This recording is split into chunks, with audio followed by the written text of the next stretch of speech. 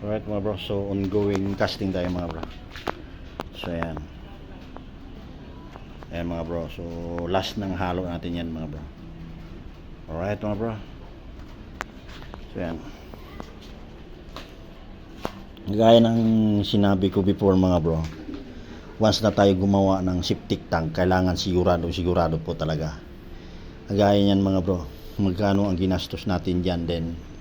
Tapos yung gagawa hindi pa niya inayos. Yan ang mahirap sa ganyan mga bro. Alright, so kailangan once na ganito gumawa, kailangan sigurado yan. Kasi lifetime pong gagamitin yan mga bro. Alright mga bro, so kailangan yung layout mo ng mga piping. Kalimitan kasi nagkakaroon ng problema sa mga piping ganito mga bro. Alright mga bro, so yan yung nagiging problema sa mga piping naman kalimitan. So sa hindi nakakaalam mga bro, sa mga baguhan natin, pagdating sa ganitong layout na ganyan mga bro, sa mga water closet, alright mga bro, sa inidoro, magmula sa wall, kailangan yung standard nyan 13 inches mga bro. Yan, center ng PVC mga bro. Alright mga bro, so yan po yung tips ko sa mga beginners ng ating mga kapwa construction worker mga bro. Alright, sa mga ganyan. Kasi kalimitan, nagkakaroon din ng problema sa mga standard na ganyan. Kasi yung inidoro, pag hindi mo nilagay sa standard yung butas na yan mga bro, pag sinalpak mo yung inidoro, didikit na yan sa pader. May possible pa na i-adjust mo yung PVC once na wala sa standard. Alright, so ito po yung floor drain natin mga bro. Ayan, floor drain natin yan. So ginawa ko ng 3 para sureball tayo dyan mga bro. Kasi kalimitan 2 pulgada ang ating floor drain. So ginawa ko na siyang 3. Alright, so ang tips ko lang, once na tayo gumawa ng ganito, yung floor drain wag po nating isasama sa septic tank.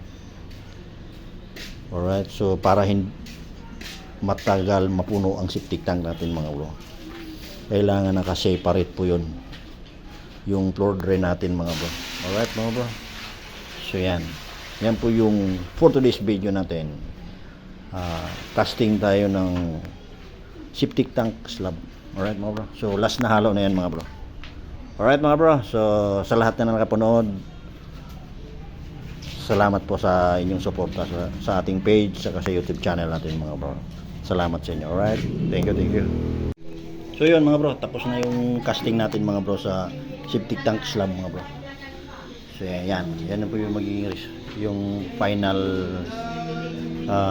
setup niya mga bro. So magkakaroon tayo ng division dito para sa CR mismo. So mga 1.5 meters ang lapad, tapos yung haba di 1.5.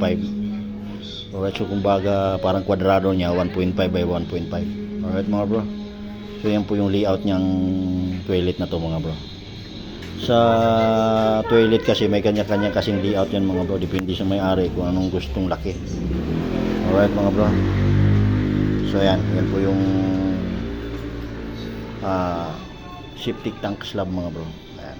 So tapos na tayo dito sa project na to mga bro, yung septic tank project. Alright, so panibago na naman tayo. Let's go.